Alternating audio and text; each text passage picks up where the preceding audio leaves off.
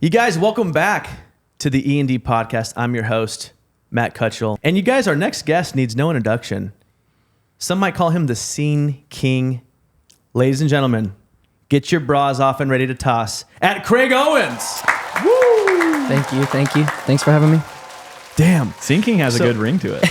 The what? The Scene King has a good ring to it. Scene King does. Okay, so you've been called the Scene King.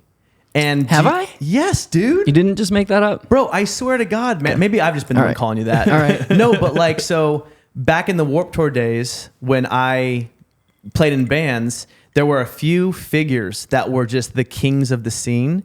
You were obviously one of them. I'm surprised you haven't heard that.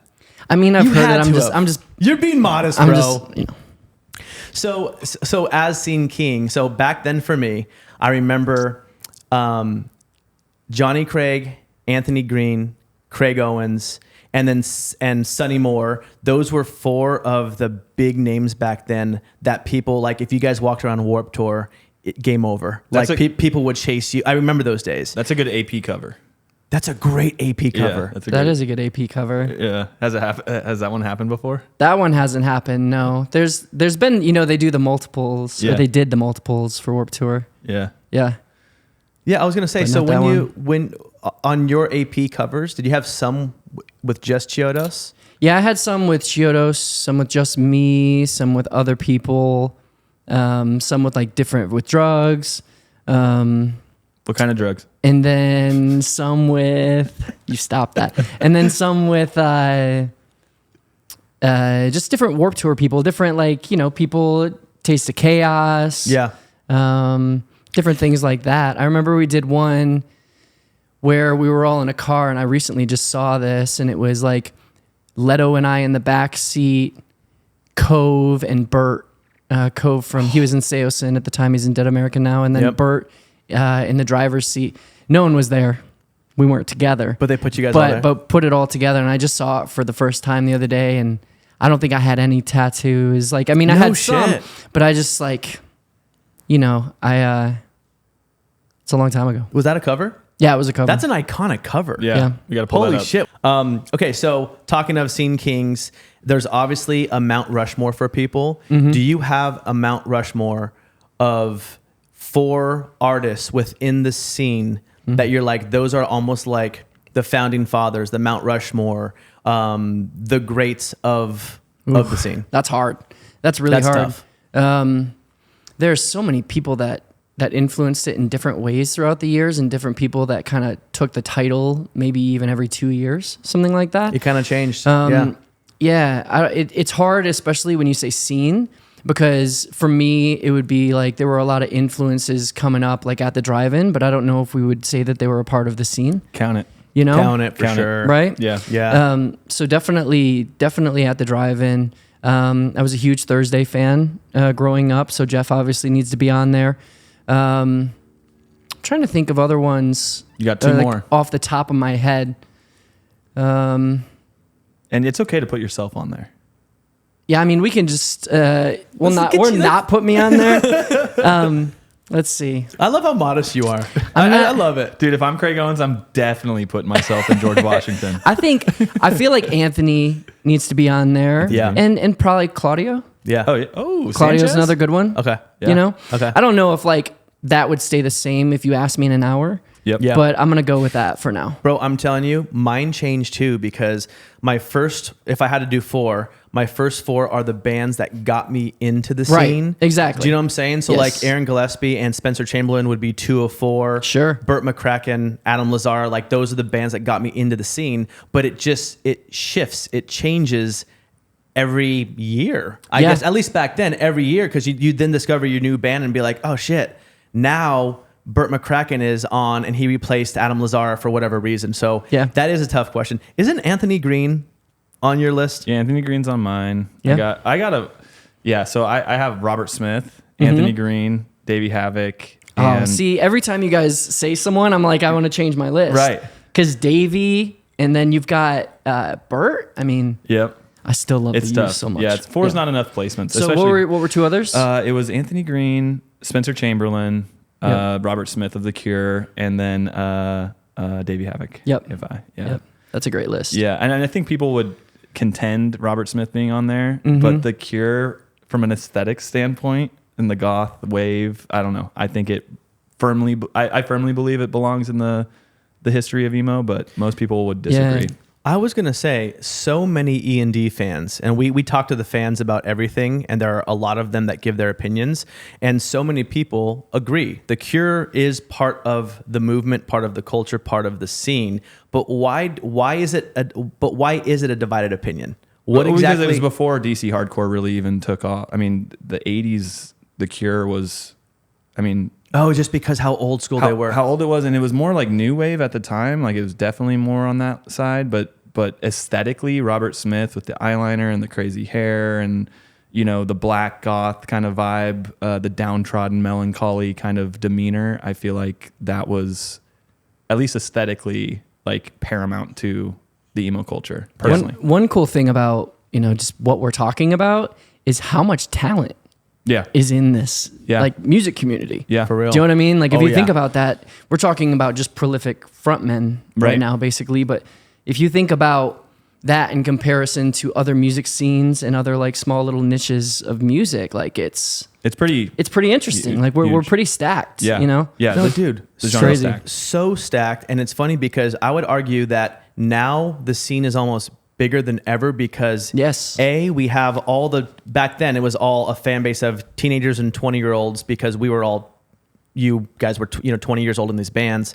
Now we not only have those fans that grew up, but we now have their kids that are starting to enjoy the music, which is what, I've just started seeing that too. I just did a solo run to promote my new album, the new solo album, Volume 1, August 18th, whichever came out. Let's go. Got that plug in early this time. Always. Yeah, And that won't be the last time I say it either. But, you know, it was one of the first times where I could see a divide. And, you know, I have a kind of a divide with all of my projects because different people enjoy it and they came at different times and it connected with different people. But I have really started noticing some like generational, you know, trickle down. Yeah. For lack of a better word. I think there was a gap. There was a gap between like our generation who came up in the scene and then there was like a 10-year gap where no one, you know, either people were just starting to have kids and that's too young, or like they hadn't reached their peak in their career and their, you know, and so there was this gap where there was a lack of support in the industry. It feels like looking back, and now as people kind of re-enter, their kids are a little older, they can enjoy it. People have reached their peak of their careers, so they can make moves within the scene. They can hire that band for that event that they're doing or whatever. They're at Monster now, and they used, you know what I mean? They used to just be a fan, and now they can.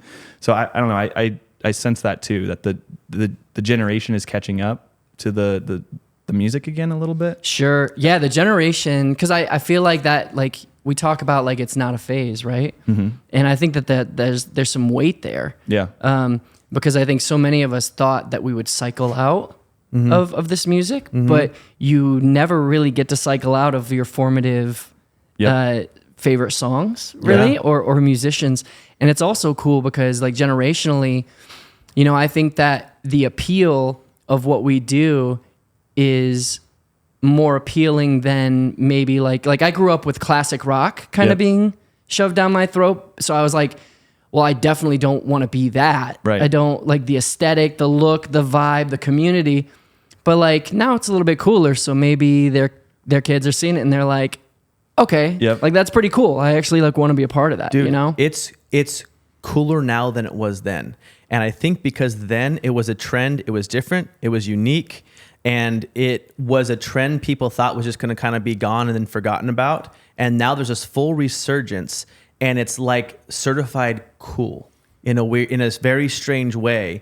And you said something earlier that I wanted to like touch on is like your records that you've created, your songs that you have created, they're going to live on forever and get played forever because you created dope music. It was a very unique sound then, but it was still dope. It doesn't matter if it was unique. That was fucking cool. It was cool as shit. And so now, and I've gotten this compliment a lot from younger people on my Instagram that, E.N.D fans that are, 22, 24 years old.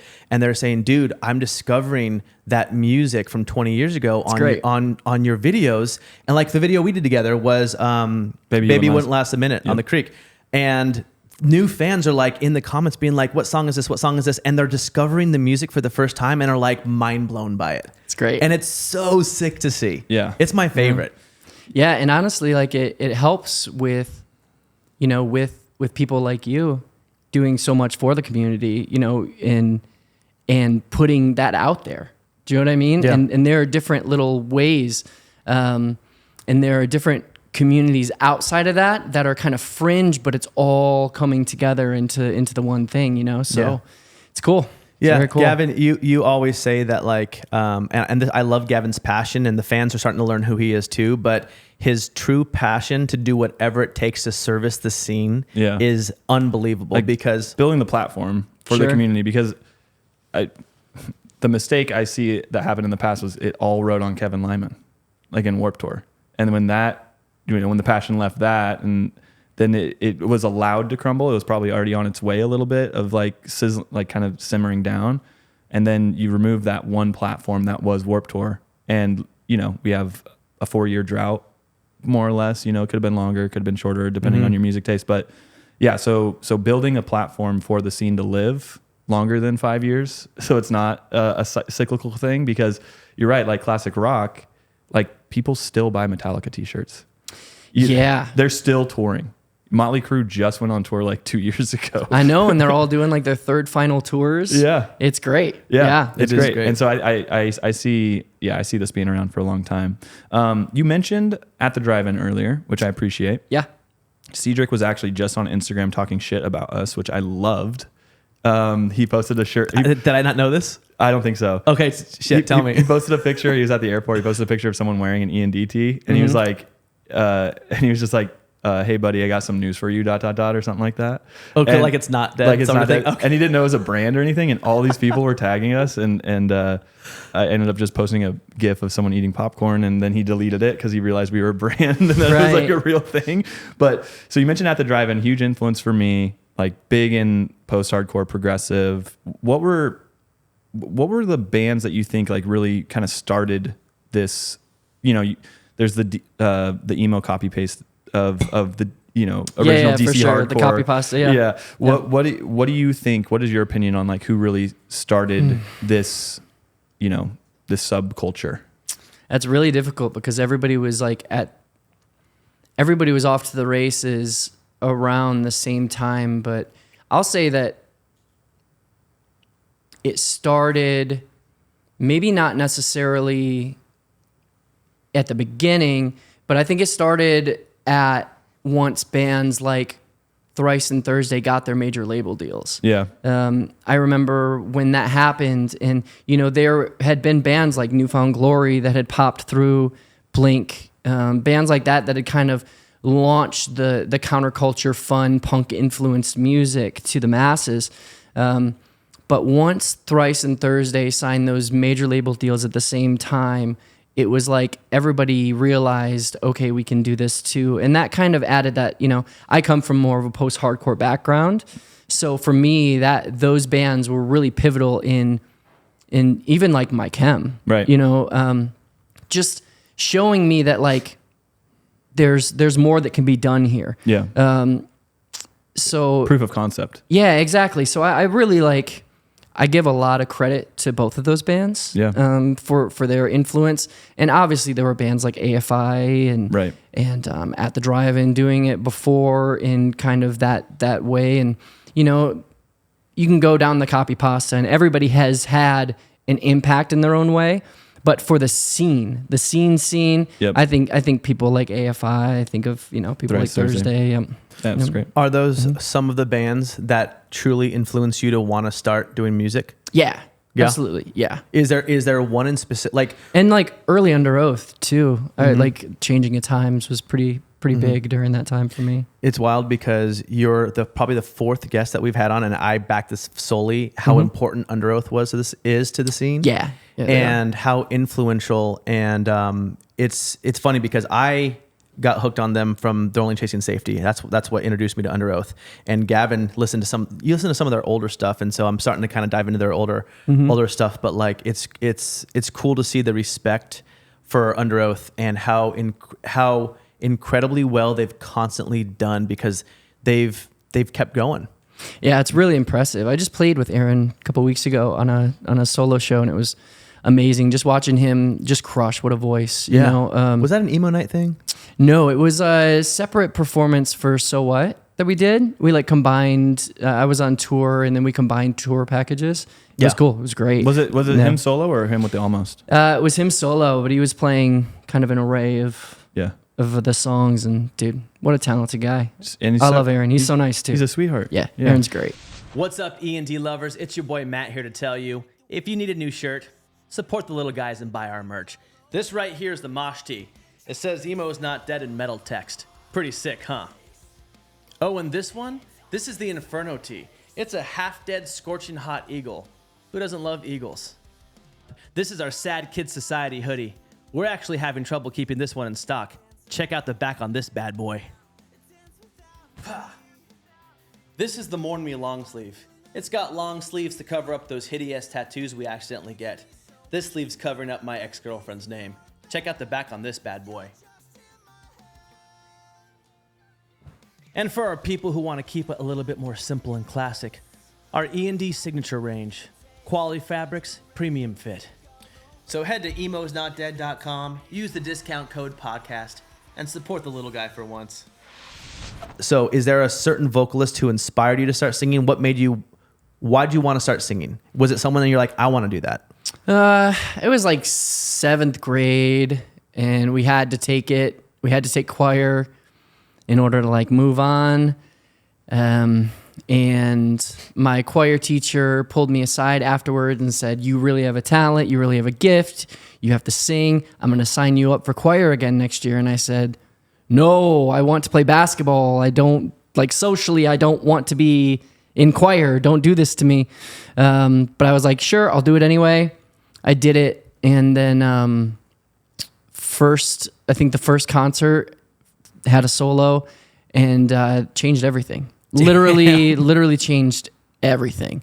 I felt the air kind of leave the room, and I was like, that was just it. That was just it for me. Can you imagine going to like a 7th grade choir performance, and then little Craig Owens walks up, and he just I think it was if I Could Turn Back Time by Cher too. Oh, really? Yeah. Dude, and he just crushes. Oh, I love that visual. Yeah. I look like Harry Potter too. Oh, if I'm helping at all with a bowl cut and shaved underneath though. Shaved underneath. The shaved underneath bowl cut? Yeah. Bro, sick. Is there any footage? Is there any fully tatted? Just fully tatted. That would be. Oh my! Is there any footage out there? There's Camcorder, not. Nothing. There's not. Yeah. Oh, for some reason, my school district was like very strict on that, and it's a bummer. I think they were worried about getting sued or something. But I mean, who's gonna? Yeah. I don't know. But so none of my musicals, none of my concerts, and I really dedicated my life to this for I think from 7th grade on. But none of it is recorded. Jeez. Yeah. Did you have any normal jobs before being a touring musician? So I had 2 jobs. They were both when I was 17. I worked at a bank because my mom got me in, and it was right. I was like a teller for maybe 2 months. I think I just finished training, and I was still like a scared kid. So like, I just didn't go in one day, and you can't really do that when you work at a bank. and I didn't take Just my mother's casually didn't go in. My mother's like career or respect or any of that into account either. So that was one. And then I actually worked at a go-kart place for a summer. Yeah. Which was like awesome. It was super Big cool. difference. Big difference. From a bank to, being a teenager working from a bank to a go-kart, way better. More fun. None of them longer than 3 months, and then started touring pretty much not too long after that, because we started writing All's Well, I think, when I was like 17 years old. That was the first album. Yeah. So and when did you start seen significant money come in? Because I know obviously the tour is a grind. I toured in a band back in the day and we were just flat broke. I was pulling from my bank account to fund it. The only other guy who had a job, we were like keeping the band afloat. And when did you first start seeing money and you're like, wait a second, there's now a crowd. I just sold a bunch of merch and I got written a nice check. Do you remember like that year? Was there a specific year of your first band's blow up where you started making money? Probably 2006. Yeah. I think 2006 is when it started becoming like a professional business, and that obviously comes with its own little complications too, but it's so sick to just be able to hang out with your friends and go tour the country and play music that you love for, this counterculture full of people like you and be able to have that be your job. It's just the sickest thing. You know what I mean? So sick. Yeah. So do you not consider The Heartless Control Everything as the first album? No, I consider it the first EP just because there's 7 songs. Yeah. But there was another EP before that and another EP before that. Yeah, there's 3. Actually, yep. As the Chiodos Bros? Yep, it's the Chiodos Brothers, yep. But the first full-length album would be 2005, All's Well That Ends Well. Got it. And what inspired, like obviously I read the Wikipedia. Chiodos Brothers was a VFX studio. Yeah, I mean, what happened was I just got stoned with my friends after school, and we were like just smoking weed. We'd go to the like the Blockbuster or the local video rental store, and we would just find campy horror movies to watch for fun. And we were supposed to do a talent show. We needed a name. I literally just flipped the box over from this movie, Killer Clowns from Outer Space, that we had gotten, and I was like, "What about this?" And we just wrote it down. But then we won the talent show, and everybody started knowing the name. We're like, okay, this is off to a good start. Interesting. And that was it. I thought you were just a big California Raisins fan because they did the VFX for that. You know what's crazy is the name of our band before that was All Time Low. Oh, interesting. No way. That was the first Chiodos band name. Yeah. Was that No named after way. Newfound Glory? No, it was just like a nice little emo Yeah. tinge to Yeah. it, and we just thought it was pretty cool. We went through 2 names before Chiodos Bros. It was Second Chance, it was All Time Low, and then it was the Chiodos Brothers. But we'd never played any shows under Second Chance or All Time Low. What's the worst pronunciation of Chiodos you've ever heard? All of them that aren't right. I don't know. Chiodos. Chiodos. I've heard like people. Chiodos. Yeah, Chiodos. Chiodos. Cheetos. Cheetos a lot. The good old Chodes. The Chodes. Chodes. Oh, You no. know, Chodes a great one. The Chodes. Yeah, Chodes the I jet- accept. Yeah, I accept Chodes more than Chiodos. The Chodes. You know what I mean? Why do I love that? That's so punk rock, dude. The Chodes. Damn. yeah. So, dude, in 2006, you said was kind of like the first year where you're like, oh shit, this is a career. Yeah. And obviously, would you call that the blow up year? Was that your Yeah, was that was the blow-up that was year. a blow up year? And it started in January. And Blow Up was that on a song, an album? What was that? It was, I mean, All's Well had been out for 6 months at that point, All's and Well, it hadn't yeah. really popped off. It hadn't really done very well, but it was like decent for like what we had built. Cause we did like the label owner and I booked 7 full US DIY tours before we ever got signed. And we just toured nonstop, like just grinding. So we had a bit of a base, but it wasn't until our first like bigger tour. But yeah, 2006, I think they might've started resurfacing Baby to like Fuse and things like that.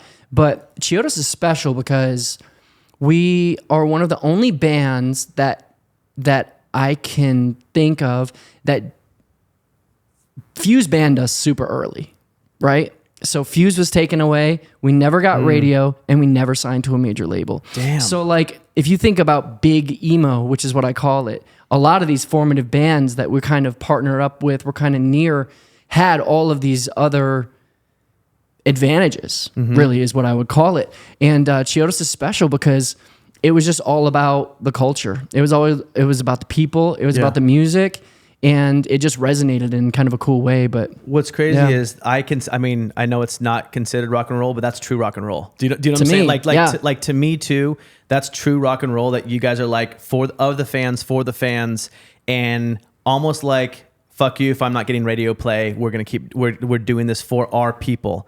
And I think that's why you guys have such a fandom. Yeah. You guys have a very loyal audience. Even how Absolutely. that album was recorded. Like I'll never forget the first time someone put in a tape cassette converter to the iPod, and the You have to like wiggle it just right. Wiggle it, yeah. And it sounded like shit.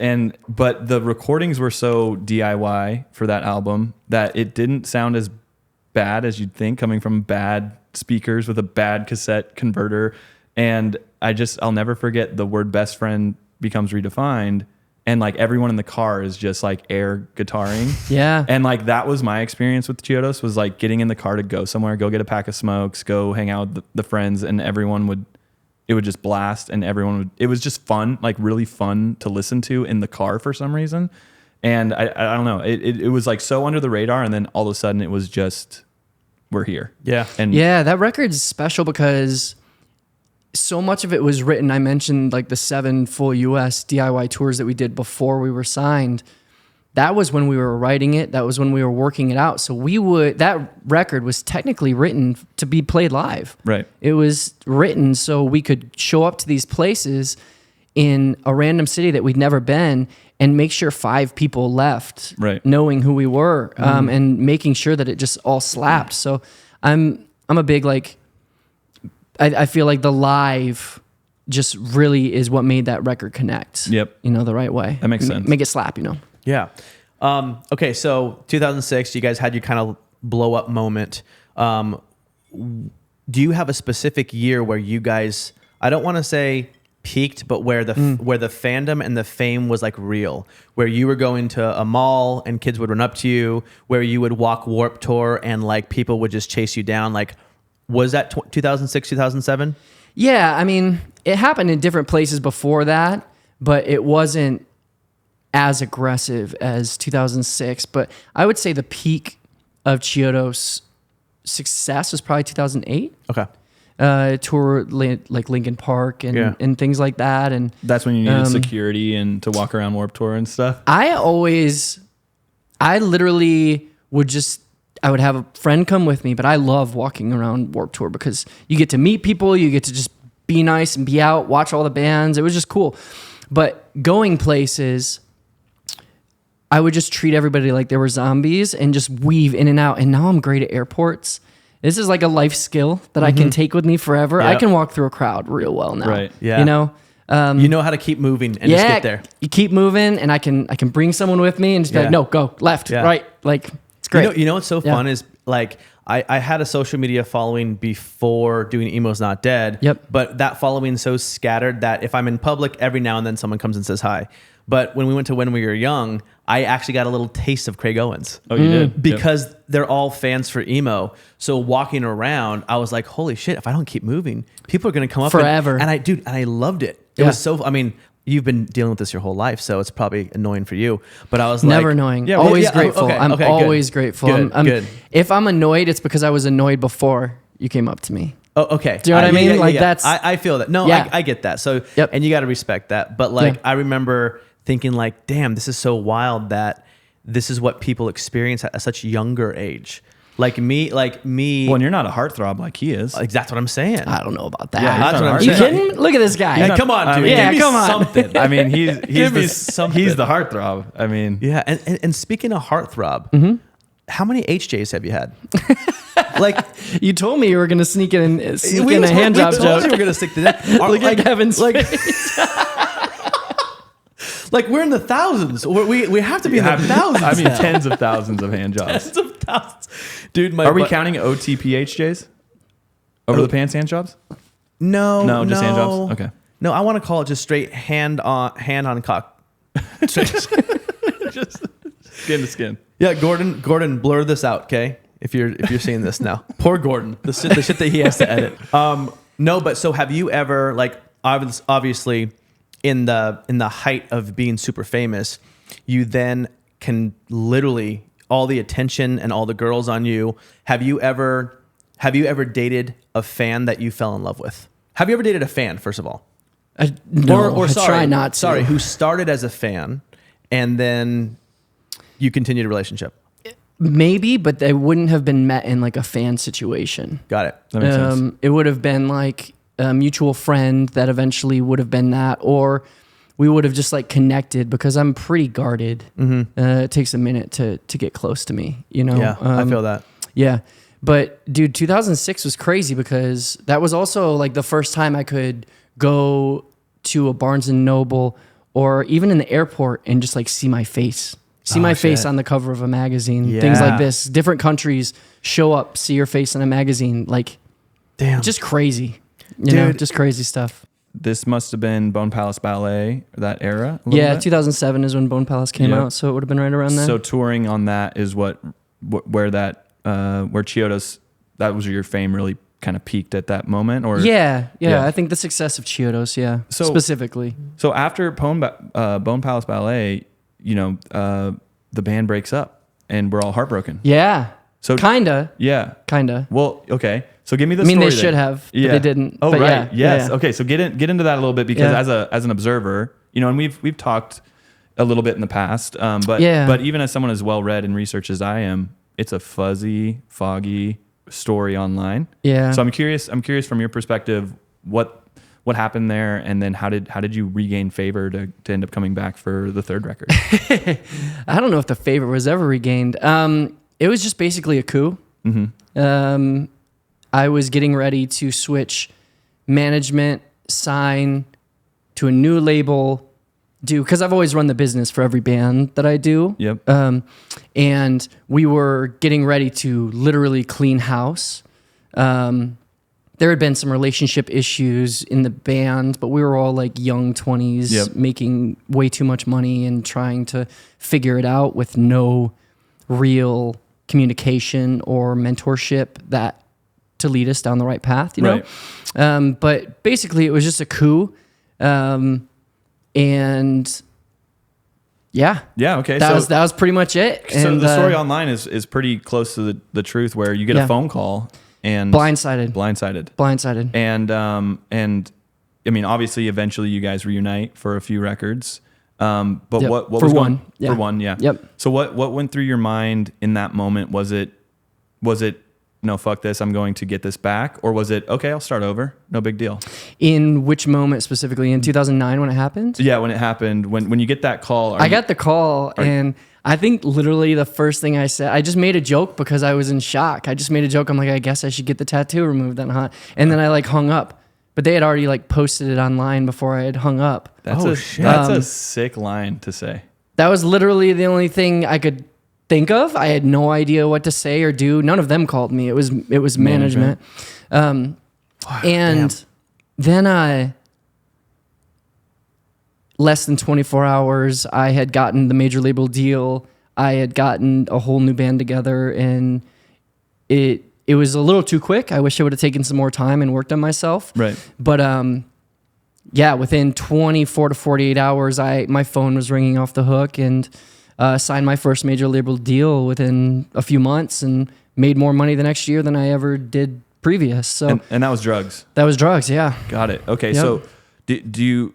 Oh, wow. Okay. So it was that quick. It was very quick because all the team that I had been building, the plans that I had been making, they all still there. Were going with me. Yeah, exactly. And then they kind of did their thing and I did my thing. And interesting. Yeah. Interesting. So was it hard seeing someone else sing your songs, or was it kind of middle fingers in the air? I didn't really look. Okay. It's like I've always described it as like you know, if you go through a breakup from a long relationship, like it's probably not healthy for you to go and look at their Facebook or look at their things that they're posting, their Instagrams or whatever. Right. So I just created as much distance from it as I could. I think initially I took a peek because I was curious, but I didn't really feel a way about it, to be honest. It just like when I was watching it, you know, I'm really not. I'm a very like goal-oriented, problem-solving, unapologetically moving forward kind of person. Yep. I don't really dwell.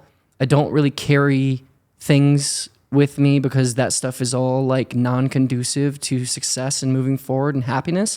So it was just like, okay, what now? What do I do now? And obviously I had like some subconscious natural grief right to like process, which was difficult for me to process at that time because I was also addicted to like prescription pills at that time. So it just took me a little while, and I was able to finally process all that, Got it. Yeah.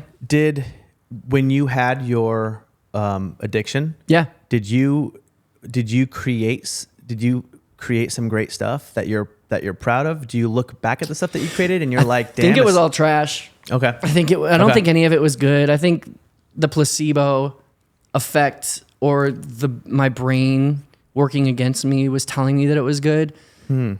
Not good. And like, interesting. Yeah. Yeah.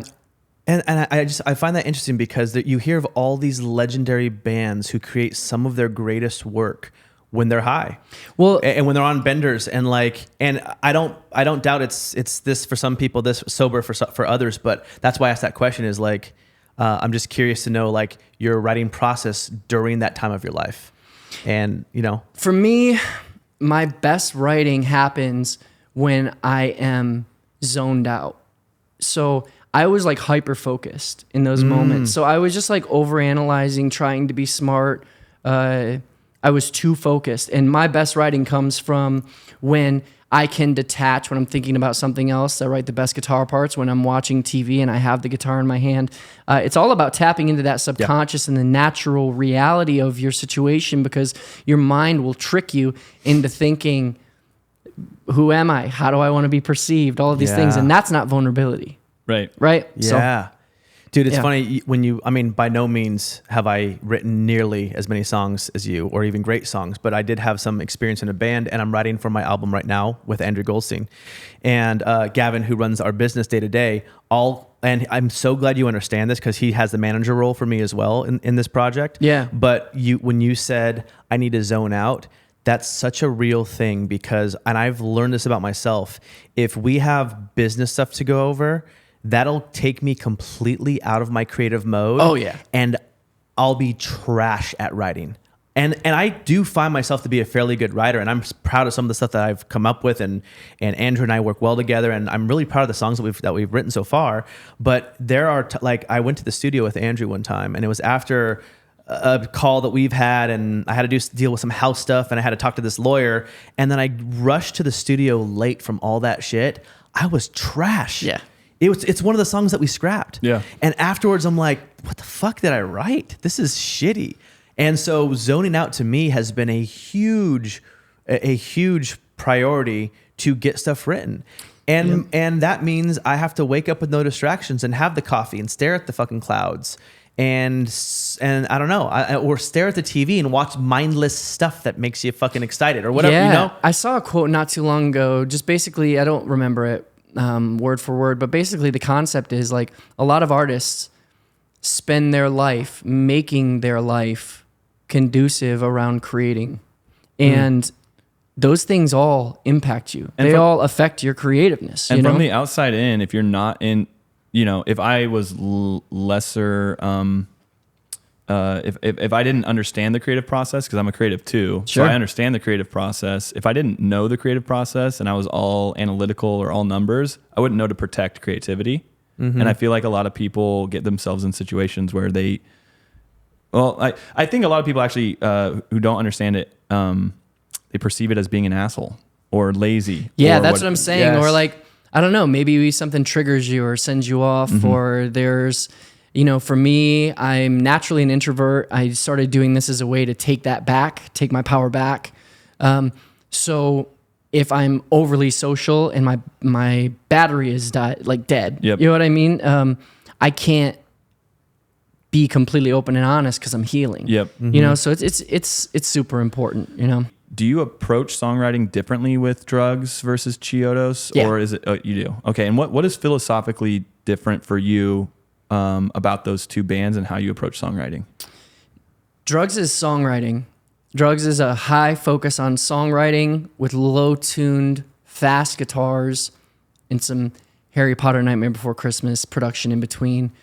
Chiodos is a combination of creative experiments that are all magic captured moments. Beautiful. That's the difference. That's awesome. Yep. It's cool to hear that explanation. I've always wanted to ask you that. Yeah. I know. I could tell when we were writing some of your questions. He was stoked on that one. Yeah. Then you just toured with Drugs, right? Yeah, doing another one coming up with Escape the Fate and a bunch of cool bands. That It's one's gonna be gonna be sick. so dope. Yeah, it's gonna be sick. I just did Australia with them and it was awesome. You guys play in LA? Yeah, I don't know when or where, but I will invite you. I will text you. Yeah, because please. we have to go. Yeah. Is Dead American on that tour as well? No, it's like Point North, Stitched Up Heart, and Garzi. Oh, got it. Okay. Are the other support. I remember seeing the flyer. Yep. and Yeah. See so many of those nowadays. I know. Well, the market's just really oversaturated. It's crazy. I've never seen. Thank you, pandemic. Yeah. But I've never seen so many comments on like a tour post where it's like, I want to go see you, but there's this show that night, and then in 2 nights there's this show, and I'm like, Wow. yo, Dude. Yeah.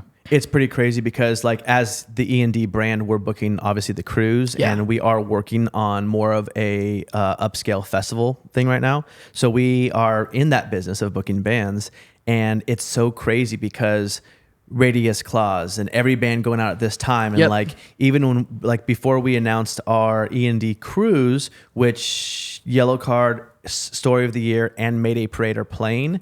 They are all playing shows together. I'm so fucking pissed. And Gavin's so pissed about it. I remember I cooled you off, and he's like, they're all playing together for the first time in so long or ever. And he goes, and our cruise doesn't have that first. And our cruise is just a fucking stop. It's not even the thing. right? He got so pissed because we booked them on the cruise first, and then that became like a little tour package. Yeah. But I guess my point is like you're It was right. a good idea, at least. Yeah. They thought it was a good idea. They thought it was a good Yeah. idea. No, but like, listen, we're just happy that all these bands are back and touring and For sure. making money. Like, thank God, man. Like, And making more money than ever, I think. no, We know. bro. We know. Yeah. Look at the Yellow Card tour with Story of the Year on it right now. I don't know if Mayday Parade is on this run. Huge. But it is huge. Yep. And like, not to overshare this again, because I just talked to Goldstein about this, but like Ryan Key is like mind blown at the support.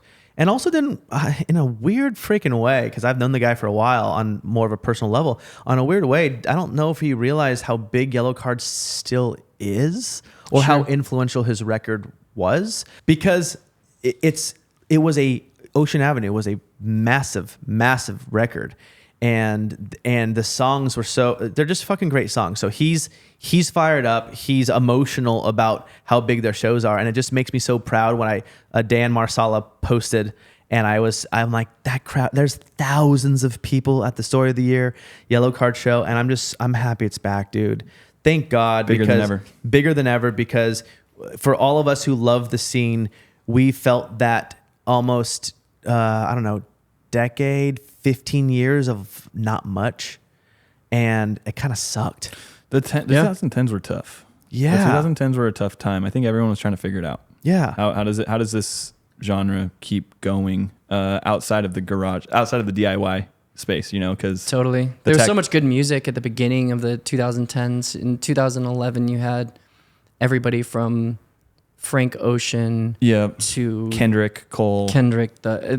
Everybody kind of came up at that point, and rock was just kind of out of fashion for a little bit, which is like just to be expected in any sort of creative space like that. You know, it just comes in and it comes out, and you just like, the key is you just got to like stick with it. Yeah. That's like, yeah, that's I feel like the one thing you got to do is just keep going. No, you're right, because the thing is, that sound or style will eventually come back. It will come back. It will be appreciated again. I think. Or you'll grind on it enough to where you are the new sound. I mean, look at what Turnstile did with hardcore. Sure. They took hardcore, this thing that's been around forever, and they brought it to, Glow On, which is the most accessible hardcore album of all time. It's like, damn. And they're on tour with Blink-182, one of the biggest world tours of all time. Their personal shows are thousands of people. Oh yeah, like they're crushing it. Yeah.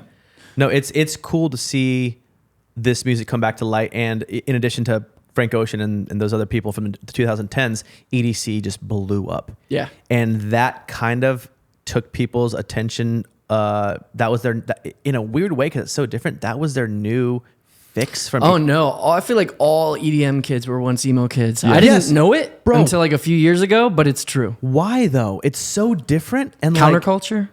Yeah. Yeah. Maybe it's just a new place to go that isn't normie. Yeah. I'm not sure. And it's mind blowing because you have Sonny Moore, obviously, who is Skrillex. You have Cash, who were Cash back then, a more MySpacey scene band, and now they're just DJs.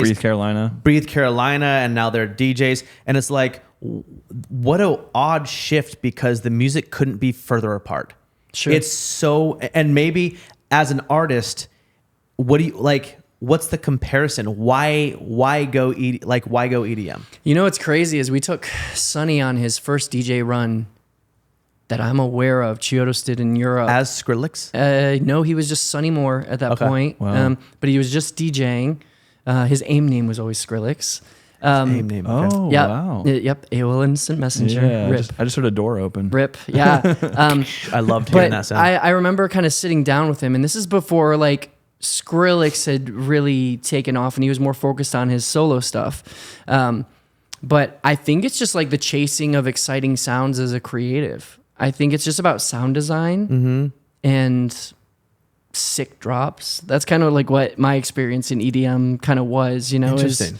It's a lot of sound design. It's also a lot of drugs. Sure. A lot of drugs. A lot of drugs. Yeah. And I didn't know that.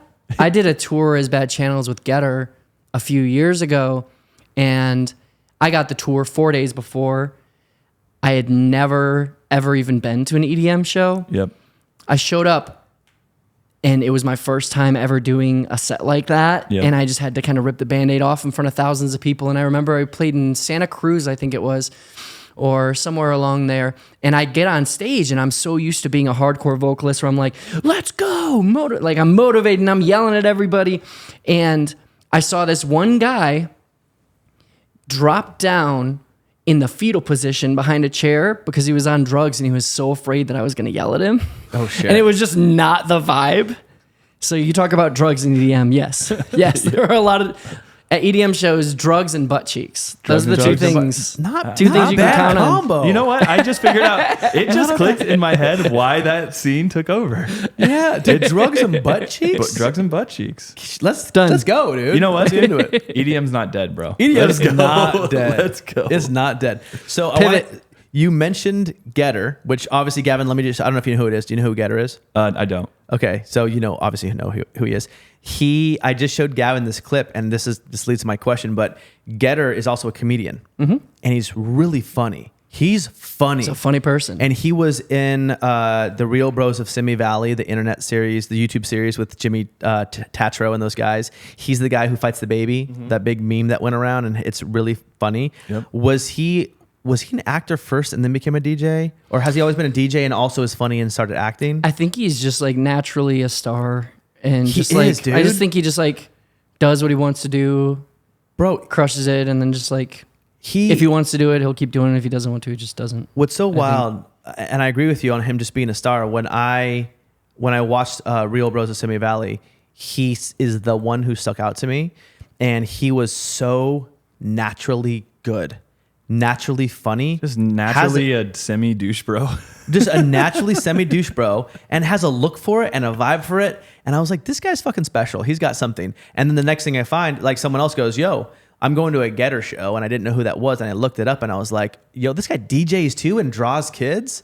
He also produces a ton of things like that you've probably heard too. No shit. Yeah, he's a really wildly successful producer as well. Yeah, Have you ever dated anyone famous? Like, have you ever crossed over into pop culture? I have. Is it challenging when you have two?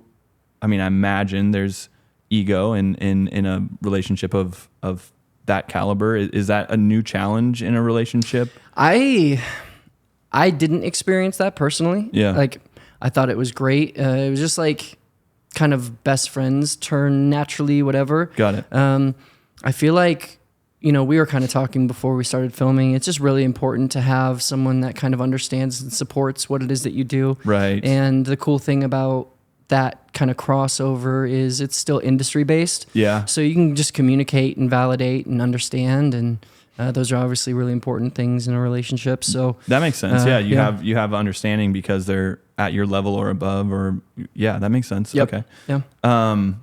It's funny because Ariel and I are in a relationship, and we're both in the industry, and it's it's really nice to have that support of someone who understands things. Like, we were talking about this earlier. Ariel and I are in a relationship, and it's so nice that we get each other fully. Yeah. And that she respects my work. And when I have to put on my wig and be an idiot, and I'm like, hey, I need you to be on set, like, she gets how important it is.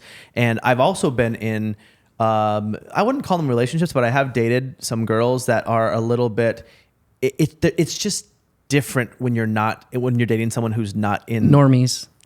When you date a normie. Hey, thanks, guys. No, Yeah. no, but like, there's just something different about not quite understanding. You're not a what normie. we You're do. in the industry. What do you mean? Yeah, now I'm in the industry, I guess, maybe a little bit. Yeah, and You're a star of a podcast. What do you mean? Star. Podcast star. he's a podcast star. That needs to be his title. Write that down. Podcast star.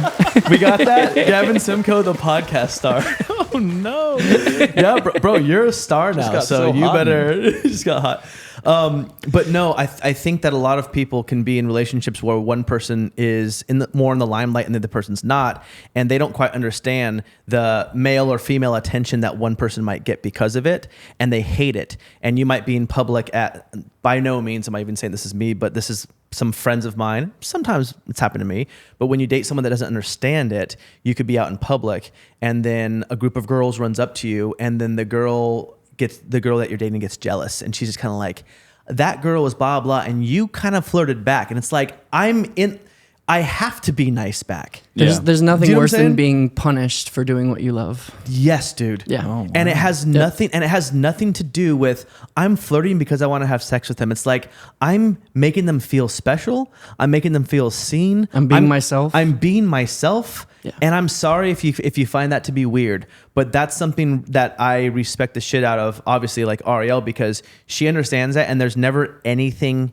weird if we're in public and I'm talking to some fans and they both happen to be attractive girls. Like, it's just nice to know when someone understands that it's okay to talk to someone of the opposite sex who is attractive, who is a fan of you. Yeah. I don't know, like I'm sure you've experienced that, and like, He's a heartthrob. I've definitely experienced that. But Yeah. I mean, it just comes down to just like, okay, this just doesn't work. yeah. You know, like, you Also, gotta have as we get communication, older too, respect, I mean, and- at 26, you might have way more of these issues than at 36. Like, Right. I feel like people, we grow the fuck up. Yeah, right? that's true. Okay, getting back a little bit to some projects. yeah. Do you love drugs so much that you named your band after it? Or? I mean, actually, yeah. The name of it was because, like, drugs, the part was I had just come off of a bender, and my team, well, it wasn't a bender, it was a relapse.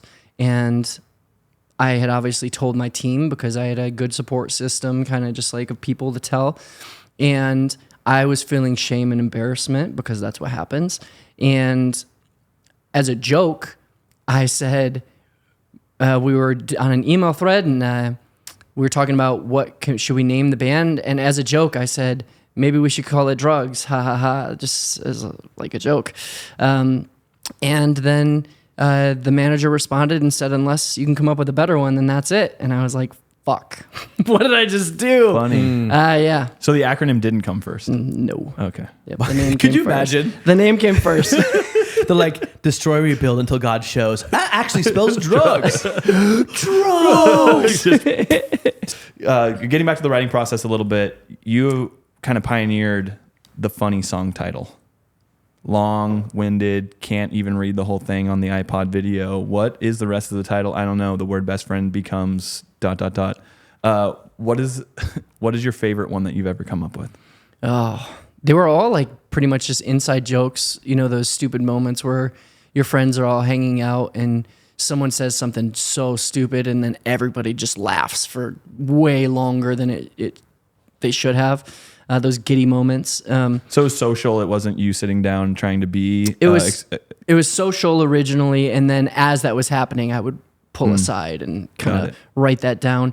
But it's so important for me I do this all the time even. I'll have a friend come in the studio, and if they're just there hanging out or something, yell, say something on the track, something. It's about attaching good energy to something that you believe in. Mm-hmm. And it comes across as more authentic. But as far as like favorite one, I have no idea. There's a lot of good new ones that I have written down. Okay. So I'm gonna probably just plead the fifth and say it's still to come. You know. Yeah. So Yeah. you're still exercising that. Yes. Yes, of course. Sweet. Yeah. It's just part of my process. Yeah, that's cool. That's cool. That's so dope. And now I'm looking forward to just seeing the next song title. Can you do one Craig Owens title? Yes. Well, how about when me and Craig do our song together? Oh, Let's go. Let's go, dude. And then we'll have you just name it something random, whatever Let's comes. go. Yeah, let's go. Yeah, When all three of us do our songs. When all three of bring in the podcast star. That's what I'm saying. Bring in the podcast star. just at the end of the song or the breakdown Gavin. is just, do you believe in aliens? Gavin, now you're officially on that track saying that. Oh my God. Do you believe? Get ready. Do you believe in aliens? Oh my I can God. pig squeal it. I know you can. Yeah. No, I bro, love you that. had a scream. You screamed in your old band, right? Yeah, I would scream and on stage and everything. Sick. When we were rehearsing for the cruise, so Your Broken Hero played the cruise, and it was Gavin and our other managing partner at the time, and Gavin was just at rehearsals.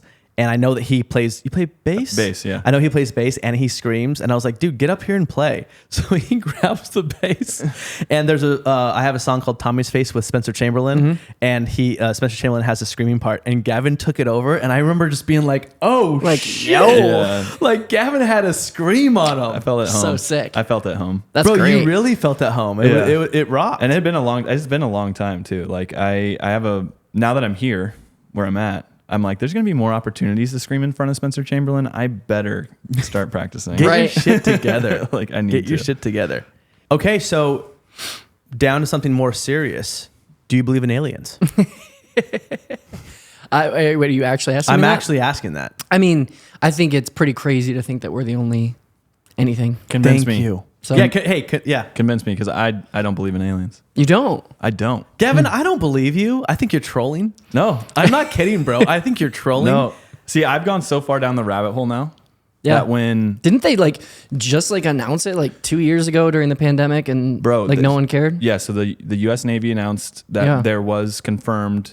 We don't know what this is out here. Lieutenant David Fravor was the pilot with the Tic Tac UFO, and I've gone so deep now that when the narrative switches or when things go mainstream, I'm like, wait a second. You mean to tell me for 60 years there's this cover up, you won't release JFK files, but all of a sudden aliens are real? So yeah, I don't believe in aliens, and so I kind of feel crazy, like almost schizophrenic, where I'm like, I've been pushing for this my whole life, Right. And now I'm like, wait a second. Because you've wanted to believe in aliens your whole life? Is that what you're saying? No, because before when they're telling you that it's not real, you're like, yeah, it fucking is. And then all of a sudden they're telling you it is real, and you're like, wait a second. I think these are just authority issues that you have. No, No, that's for real. I know, me Yeah, too. yeah, Me too. That's why we're all here. Yeah. Right? That's We all have authority That's issues. why we're all here. No, that's real. But yeah. But yeah, I get it. So you do believe in aliens. So do you believe contact has happened? They're here flying around and observing? I haven't really spent that much time and energy into it,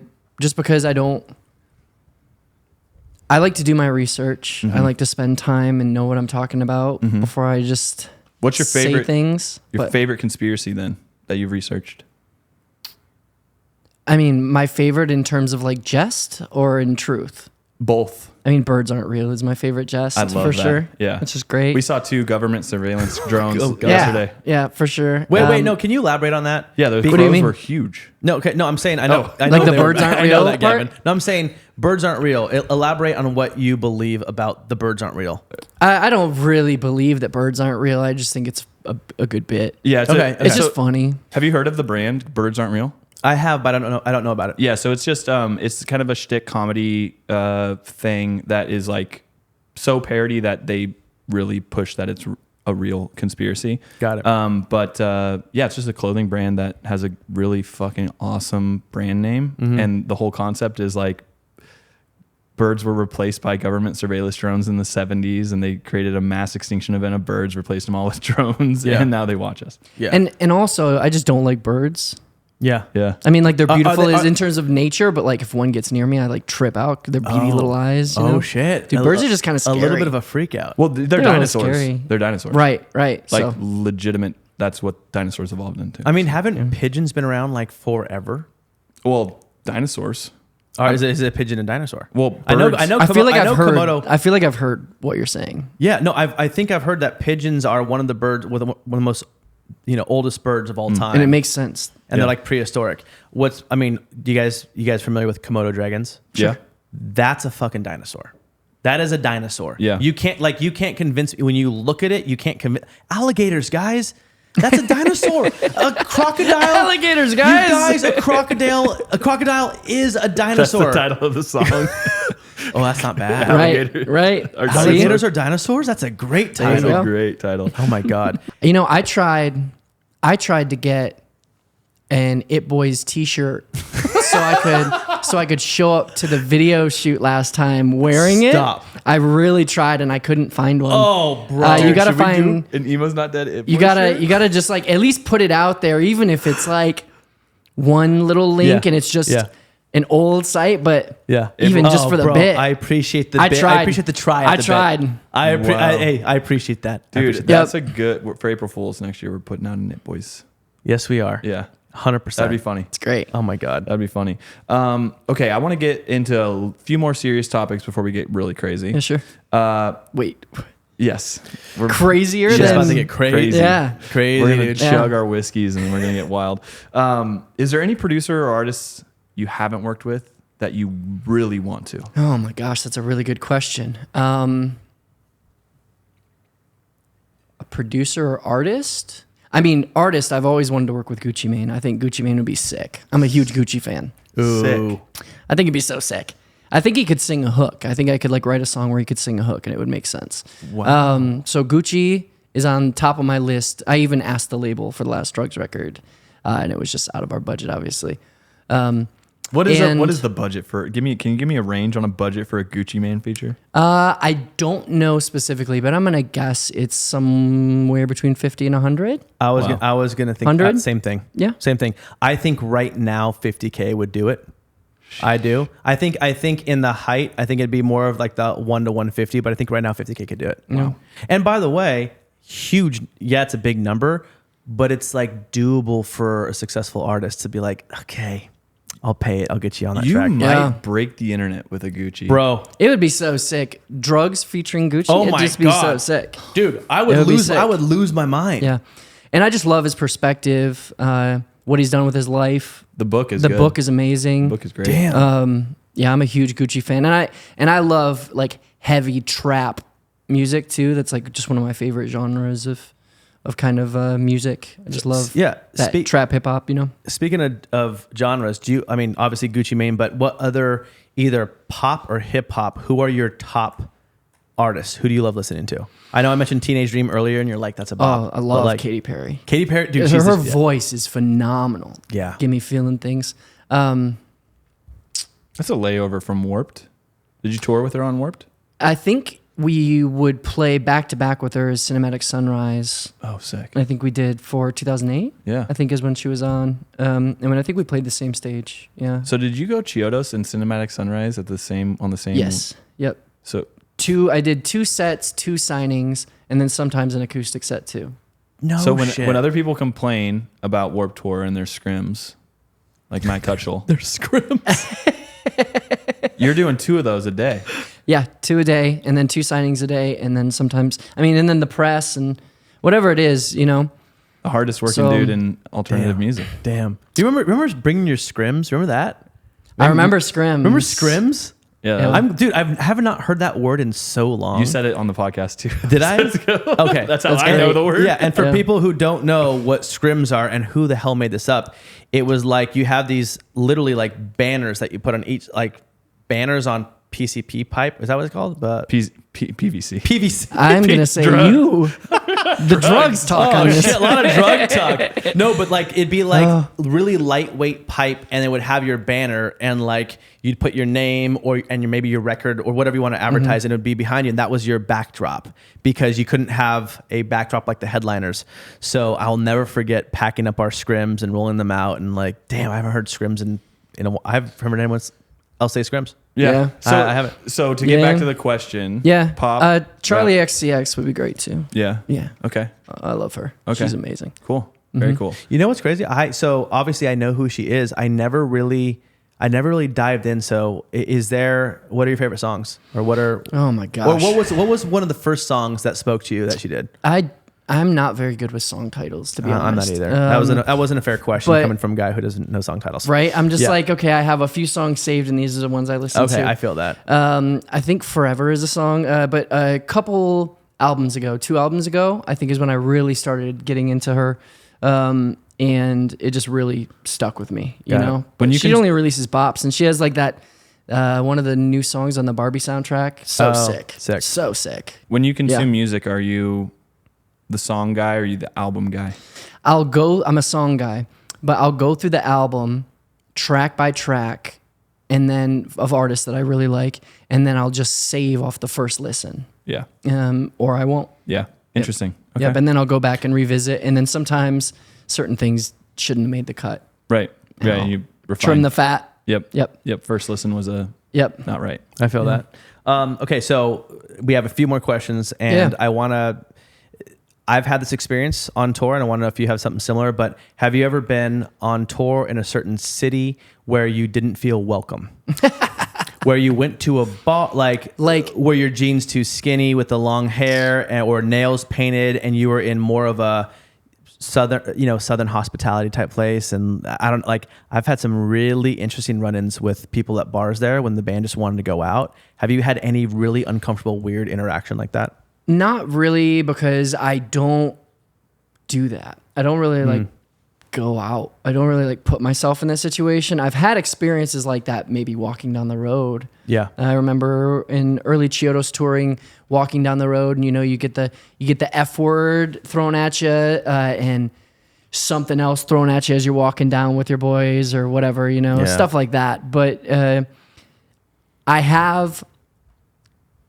you probably feel this way too. Our energy doing what we do is inviting, and drunk people feel that invite, and then they project whatever it is that they're Do you know what I mean? They're feeling. Yes. And it's just, people are naturally kind of drawn to me anyways. Yeah. Do you know what I mean? Absolutely. So I just don't put myself in situations like that. No, I get that. And by the way, dude, if you go to somewhere if you go to a random sub-city in Arkansas and you look the way you do, tattoos, well dressed, not wearing work boots and like Carhartt work pants, you stick out like a sore thumb. And people, I will never forget. My band walked into a bar, and this is when I was new to touring, and I wasn't sure that certain things weren't safe to do. And we walked into a bar, all skinny jeans, swoopy hair. And we walk in and we go up to order the drink, and the bartender kind of looks at us and is almost like, "Oh God, I got to serve these guys." And she was kind of rude, but she was still going to serve us. And then the 2 guys sitting in the bar, burly dudes with beards, they were staring at us. It was like a movie. No, for real, like a movie. And they said, "What are y'all doing in this part of town?" Like a movie. What y'all boys doing in this part? No joke, just like that. And I was like, uh-oh. And we were like, "Oh, we just played a show at the blah, blah venue." And then they kind of nodded their heads. And the guy says, "Well, we don't like your kind around here." And I was like... He actually said that? Yes. And I was like, this can't be real. But it was. And I was terrified. Yeah. And I was like... I'm not a fucking tough guy. So I said, "I understand." and we left. Sorry. No, I literally said, I was like, "Oh, we just played a show and we're not going to stick around." And we all left, and we were like, "Oh my God, that really just happened." It was weird. Speaking of looking ridiculous in a bar, what's your favorite brand of girl jeans? I never actually wore girl jeans. Imposter. We have a phony. I never. It was the Super Slims, and before that, it was Diesel. Oh, really? Yep. But wow. I never actually wore girl jeans. Dude, early Craig Owens did wear the Diesels. He wore the bootcut Diesels, right? He did. Yeah. Okay. Interesting. I had bootcut Diesel too. They were the slim cuts, but no, but didn't they have they? Right, they were slim, but they still fit over popped out at the bottom. I remember that. Yeah. Yeah. I mean, mine. You didn't ask, but mine was the American Eagle boyfriend bootcut jeans, a size 2. Heard a size 2? Can you believe this guy was a size 2? Wow. Yeah, it was crazy. Yeah. No balls. This podcast star used to be a skinny little guy. No balls. This podcast megastar. Okay. Craziest tour story. I don't really know. There's so many. Yeah. Like there's so many. I mean, I remember one night, I think it was probably 2004, 2005, and we were the Chiodos brothers still. And it was my first time taking mushrooms. And I think it was like one of my last times as well. I can't do them. Yeah. But it was one of our first times in Las Vegas, and we all took them together, and we're like, it's going to be a boys' night out. It's going to be so sick. We're going to go just party. It's going to be so sick. And, you know, I was probably 18, 19 years old. And everybody went in a casino, but I couldn't. And I didn't. And I got lost in Las Vegas on mushrooms for about a half an hour trying to find where the Motel 6 that we were staying at is. And we were, so finally, it was a half an hour to figure out where I was. And about 2 hours before I got back by myself, sweating, so whatever. We had this like emptied out short bus that we toured in. I remember sleeping in there because the Motel 6 room was too full with all the people. And I just kept waking up to fights. Pimps yelling at prostitutes and screaming and all of this just insane. And I was just like so scared in like the back of this like short. Yeah. No. And as we, you know, and the guys came back eventually, and they walked in, and our guitar player at the time was passed out, covered in lotion. And it turns out he had paid $420 for a half a hand job. $420? $420 for a half a hand. That's what he said. Oh god. But there were photos of him just literally like the lotion was like on his, like, I'm not just talking casually. I'm talking like all over just him. Oil, just lubed up. It was bad. Yeah. But $420 for half a hand job. That's expensive, dude. Damn. By the way, no spiritual enlightening on mushrooms? Anything? Nothing. Yeah. Yeah. Yeah, I can't do them anymore Just either. fear. Yeah. Yeah, No way. I always love hearing this because, you know, we're so young when we're writing music and we're experimenting with the bands that we're in. And then going back, you know, even 10 years later, but now, gosh, almost 20 years later, cringiest lyric you've ever written that you still have to sing. That I still have to sing. I mean, I don't have to sing anything. Yeah, you don't That's have to like anything. the best part about, Yeah. you know. Is there one lyric though that you're like, oh, yeah, there's a song called Expensive Conversations in Cheap Motels that was like an epitome of anger. I was trying to channel anger, and it just comes across like anger, and it's just really ugly. Yeah. And it's just not me at all, and it just feels wrong. yeah. So I'll never play that song again. Wow. But So that's your favorite song. You're burnt. actually, Yeah. sorry. Damn. Yep. Damn. What was your cringiest one? Probably Guys Don't Like Me Because Their Girlfriends Do, which was an It Boy song. Actually, our Yeah. biggest song yet. And It's so bad. Gavin loves making fun of, I love it so much. Wait, Gavin, you think that's bad? Gavin reams I me. think that's on point. Bro, No, dog.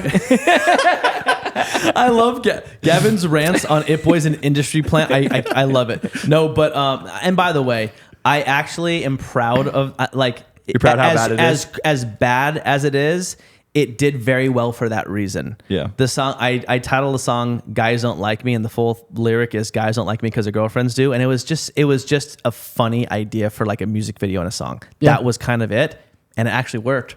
Do you know what I'm saying? Believe it. I believe it. It worked, and but still, when I look back at some of that stuff, and I was like, man, some of the songs that we wrote, genuinely, I wrote artistically because it meant something to me, and others were just like, what would be a hit?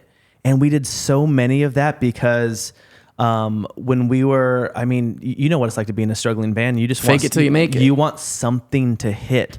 So we wrote songs that meant something to us, and if it didn't do anything, we're like, what do people want to hear? And so yeah, that Guys Don't Like Me Because Their Girlfriends Do. That's probably one of the top cringe lyrics. I still want a Your Broken Hero remix of that song to make it better. So the last question that I have, just to get a little more serious. Yeah. I mean, it's crazy to think at Chiodos Brothers, they 19. When did it start? When did that band really come together? Like, when did the band come together, Yeah. or when did the when project start? The band come together. Was Probably it 2001-ish. 2001. Okay. Yeah. Yep. So we're so far removed from that. Yeah. What would you tell? I would have been 16. Yeah. Yeah. Wait, how old were you? 16? Okay. So young. Yeah. Wow. If I graduated at Bro. 17, it was my junior year, 2001. Yeah. Thinking about a 16-year-old now as grown ass men, that Yeah. is a kid. Right. You were a kid Actually. creating Yeah. that music. So what do you tell little Damn. Craig from your perspective now about the scene, the industry, Ooh, what to watch out for? That's really good. Trust your gut. Don't people please. And just be your authentic self. Yeah. I think would be, the best advice. Beautiful. So, Beautiful. I like that. I like be yourself. Don't try to please an industry. Don't try to please people. Just be yourself. And your music comes off as in you're doing you. Right. You guys are doing you. It's your sound. It's your style. It's your lyrics. It's your song titles. It's you. You're being yourself. Yeah. And your fans know that and they feel it. And that's why they love you so much. Yeah. So I appreciate that. you're actually genuinely giving advice based on how you are living. In my opinion, from a fan standpoint. Yeah. So that's cool. Yeah. Just before we, whatever, you can plug this in later or whatever, but I do want to say there is not a meet and greet that goes by where someone doesn't ask me about you or the cruise. And I just want to reiterate on the podcast so everybody knows so first of all I have is good things to say, right? Thank you. And I just want to say how grateful I am for what you do for this community. I think it maybe goes a little unnoticed for the impact that people like you have in it. And I'm very grateful for that. But also, bro, you are a star. Like the first time you put on that wig, I watched you just blossom.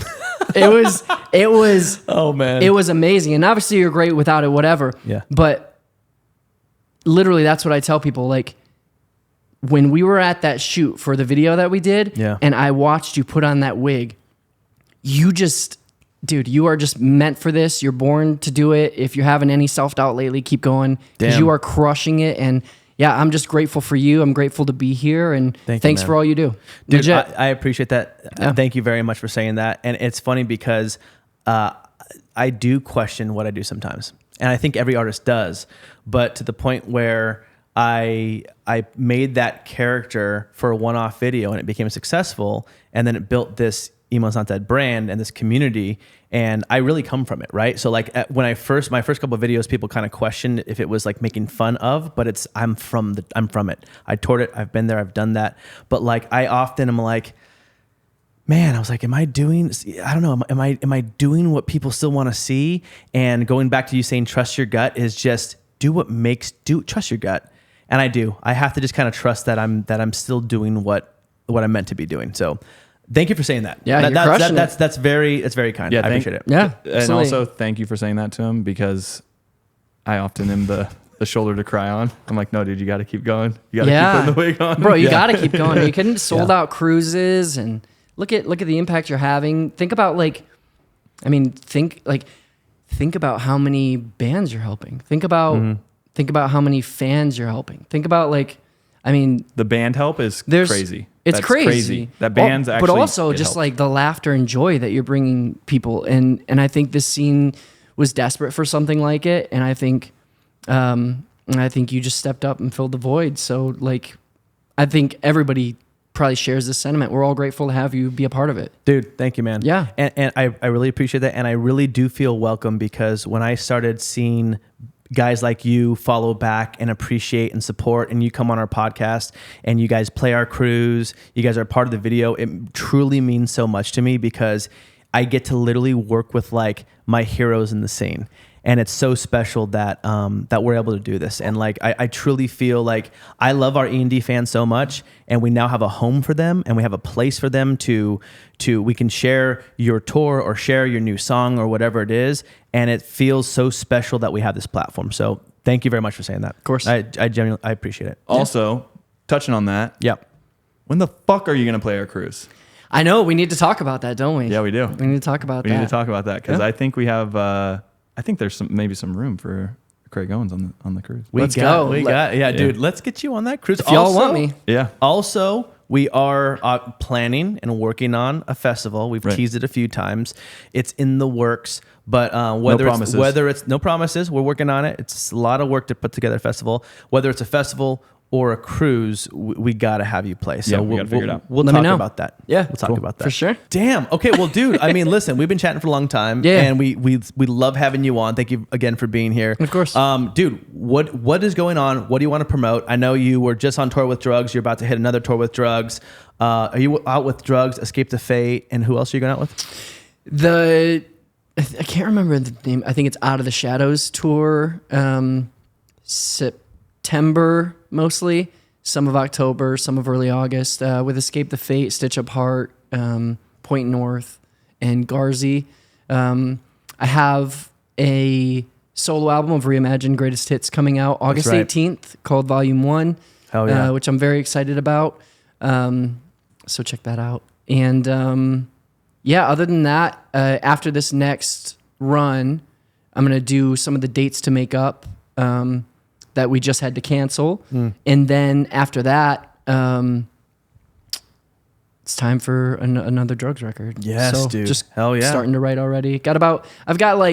I'm writing 2 records right now, and they're trying to pressure me into 3 because some of the songs lean a certain way. But I've got like 30 to 40% of both of those albums. Hell yeah. Can you tease what you're doing differently with this record? With the Drugs record? Yeah. Just bringing on 1 or 2 of my friends is really the only way to switch it up. I'm still going to work with Mitch Rogers. Him and I did the last one together. And like writing wise, and just going to bring on 1 or 2 friends, but I'm going to try and be a little more free with it.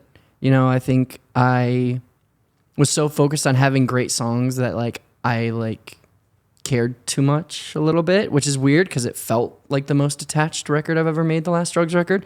But yeah. Cool. Sick. Yep. Cool. Dude, thank you so much for being here. And you guys, we're going to link all things Craig Owens below as far as tour dates, a new album drop, a single that comes out that will be linked below in the description. So make sure to go down, check him out, support him. And Gavin, is there anything else? No, I think that's it, man. We'll have everything linked down. And thanks so much for coming on, bro. Yeah, thanks for having me. And once again, ladies and gentlemen, give it up for Craig Owens.